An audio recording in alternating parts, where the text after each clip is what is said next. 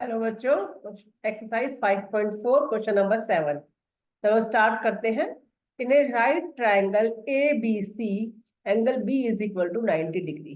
चलो पहले हम बनाते हैं एक राइट एंगल ट्राइंगल।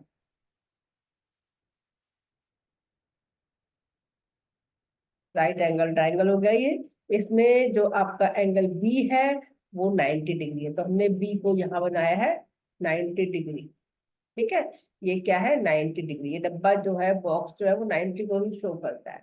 कहीं भी ये बॉक्स दिखाई दे, आप समझ जाना ये एंगल 90 डिग्री है। ठीक है, तो एक एक ए बी सी एक राइट एंगल ट्राइंगल है जिसमें आपका बी 90 डिग्री है। If A B is equal to, इस क्वेश्चन में दो पार्ट है, मैंने अभी एक ही लिखा है, पहले हम एक पार्ट करेंगे फिर दूसरा पार्ट करेंगे। If A B is equal to 6 centimetre, A B ये वाली साइड जो है ए बी 6 सेंटीमीटर है, और बी सी यानी कि वाली साइड 8 सेंटीमीटर है। आपको ए सी ये साइड आपको फाइंड करनी है। चलिए पहले मैं आपको कुछ बता देती हूँ इसके बारे में कि एक्चुअली राइट एंगल ट्राइंगल क्या सॉल्यूशन लिखा है मैंने। सोल सोल मत पढ़ना है इसको, दिस इज द सॉल्यूशन। ठीक है, तो ये एक राइट एंगल ट्राइंगल है ए बी सी, जिसमें बी पर आपका 90 डिग्री का एंगल बना हुआ है। सबसे पहले आप ये समझ लीजिए कि इसमें जो बी सी है वो बेस है, ए बी आपका क्या है, परपेंडिकुलर है या हाइट कहते हैं जिसको, और एंगल बी के सामने वाली साइड को हम बोलते हैं हाइपोटेन्यूज। यानी कि एंगल 90 जो है, राइट एंगल जो है, उसके सामने वाली साइड को क्या बोलते हैं, हाइपोटेन्यूज। ठीक है, इसको क्या बोलते हैं, base. And this is perpendicular या हाइट। ठीक है, तो पहले आपको इनकी साइड्स के नेम पता होनी चाहिए कि एक राइट एंगल ट्राइंगल में तीनों साइड्स को किस नाम से बुलाते हैं। ठीक है, तो आपने देख लिया ये बेस है, ये परपेंडिकुलर और ये है हाइपोटेन्यूज। जो एक राइट एंगल ट्राइंगल है उसमें एक थ्योरम लगती है जिसे बोलते हैं पाइथागोरस थ्योरम। पाइथागोरस थ्योरम क्या होती है, पाइथागोरस एक ग्रीक साइंटिस्ट था जो एक अच्छा मैथमेटिशियन भी था और फिलोसफर भी था। उसने ये थ्योरम दी थी जिसका नाम है पाइथागोरस थ्योरम। ठीक है, तो हम इसको किस तरह से लिखेंगे बेटा, इन ए राइट एंगल ट्राइंगल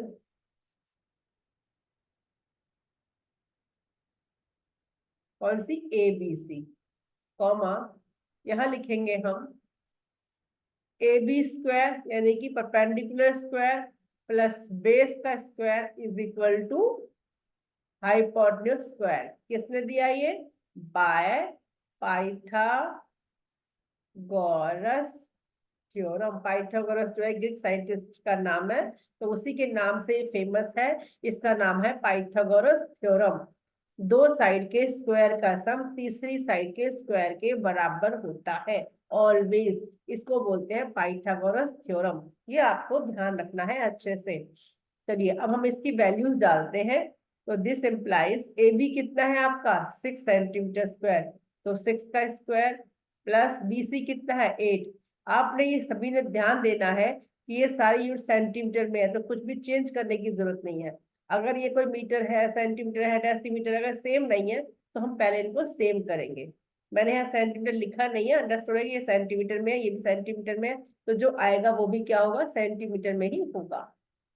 तो 6 का कितना हो गया 36 प्लस 8 का हो गया 64। ये आपका आ गया ए सी स्क्वायर। आप इसमें एक काम करिए, आप गलती कर सकते हो, आप सेंटीमीटर लिख लीजिए। तो ये कितना आ गया centimetre square, 64 centimetre square is equal to, तो आपका आ गया 100 centimetre square is equal to A C square. क्या बताया मैंने अभी आपको कि राइट एंगल ट्राइंगल है, इसमें ये बेस है, ये परपेंडिकुलर है, इन दोनों साइड्स के स्क्वायर का सम इक्वल होगा हाइपोटेन्यूज के स्क्वायर के, जो क्या है आपका एसी। एसी स्क्वायर हमने यहाँ लिखा है। अब इसको आगे सॉल्व करते हैं तो आपको कितना आ गया ये 100 सेंटीमीटर स्क्वायर। अब यहाँ आपको थोड़ा ध्यान देना है कि हमें क्या करना है, ये स्क्वायर फॉर्म में ही लिखना है। तो हम यहाँ क्या करेंगे, 100 को हम 10 सेंटीमीटर का होल स्क्वायर लिख सकते हैं।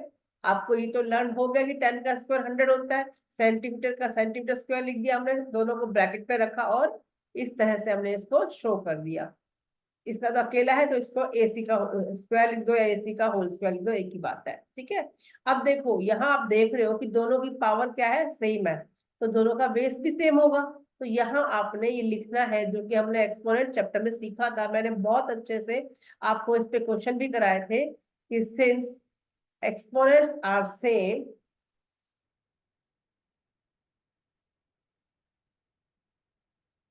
therefore bases are also same. Bases are also equal या also same. इसी तरह से अगर हमारे बेस सेम है तो हमारे एक्सपोनेंट्स भी इक्वल होंगे। तो ये दोनों तरह से आपकी प्रॉपर्टी लगती है। तो हम यहाँ क्या लिख सकते हैं, therefore AC is equal to 10 centimetre, क्योंकि दोनों की पावर सेम है तो दोनों का बेस भी सेम होगा। तो आपको क्वेश्चन समझ में आया ही, तो हमारा AC फाइंड करना था और हमारा AC निकल गया। आप देख सकते हो क्वेश्चन को दोबारा से। एक राइट एंगल ट्राइंगल एबीसी है, एंगल बी 90 डिग्री है, 90 के सामने वाली साइड को हम बोलते हैं हाइपोटेन्यूज। ये आपका बेस बीसी बेस है, ए बी आपकी हाइट है। तो यहाँ से मैं निकाल लेंगे पाइथागोरस थ्योरम लगाकर, और इस तरह से आप पूरा सॉल्व करेंगे इसको। ठीक है, अब मैं नेक्स्ट क्वेश्चन आपको बताती हूँ।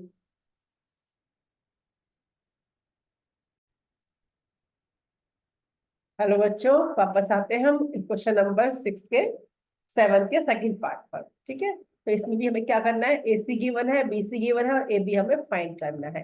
ठीक है, चलिए शुरू करते हैं। हम इसमें आपका क्या था,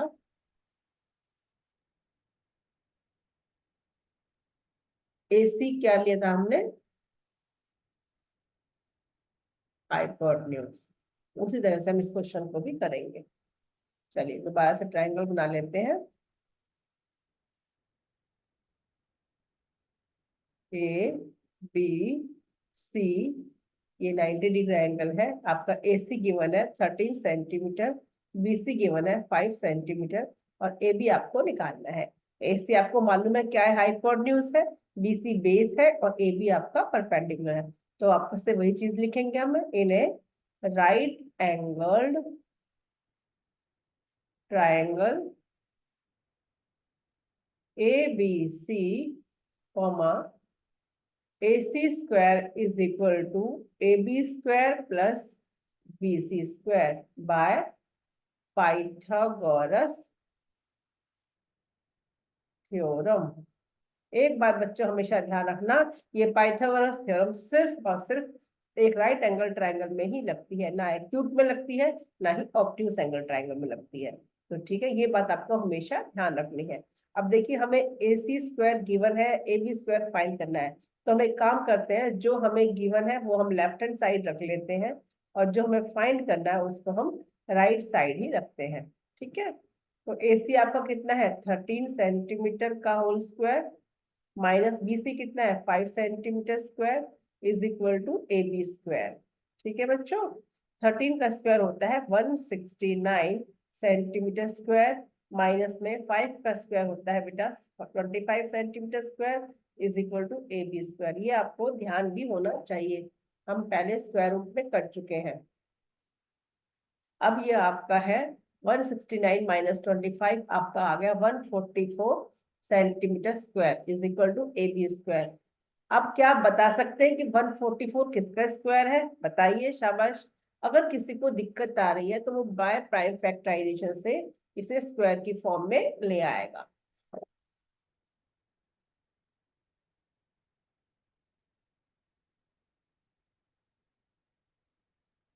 कितना है, two, two times two, two times three, one time. तो हमें पेयरिंग करनी है, तो हम किस तरह से पेयरिंग करेंगे इसकी, 2 × 2 × 3 एक पेयर हो गया, क्योंकि सेम को एक साथ रखना है।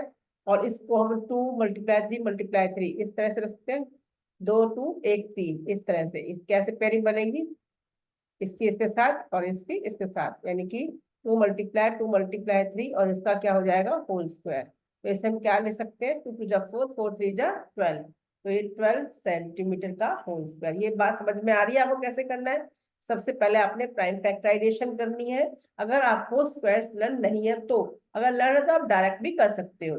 अगर लर्न नहीं है तो आपने फैक्टराइजेशन किया, पेयरिंग की, सेम नंबर्स को आपने इकट्ठा लिखा। जिस तरह से यहाँ पे क्या था, 1 2 3 4, 4 टाइम्स 2 है, 3 टाइम्स 2 टाइम्स 3 है। बट हमें क्या करना है, स्क्वायरिंग फॉर्म में लाना है। तो हमने देखा 2 × 2 × 3 का होल स्क्वायर लिख सकते हैं, यानी 2 × 2 4 4 × 3 12, तो ये हो गया आपका 12 का स्क्वायर। अच्छा जी, अब देखिए दोनों का पावर सेम है तो बेस भी सेम होगा। हम वापस यहाँ वो लिख सकते हैं, since exponents are same therefore bases are also same. Is it okay? तो आपका ए बी कितना हुआ बेटा? 12 सेंटीमीटर। आपका जो ए बी है वो कितना आ गया? 12 सेंटीमीटर। क्या था आपका ए बी, बताइए, शाबाश। देखो ए बी क्या है इसमें? परपेंडिकुलर। तो ये क्लियर हुआ आपको? तो इस तरह से आपका जो है क्वेश्चन नंबर 7 कंप्लीट हुआ। आप इसको फिर से करेंगे, प्रैक्टिस करेंगे, जो भी आपको प्रॉब्लम है आप कमेंट में लिख के बताएंगे। और आप जितना मैथ्स की प्रैक्टिस करेंगे उतना ही आपको ज्यादा क्लियर होगा। पढ़ते रहिए।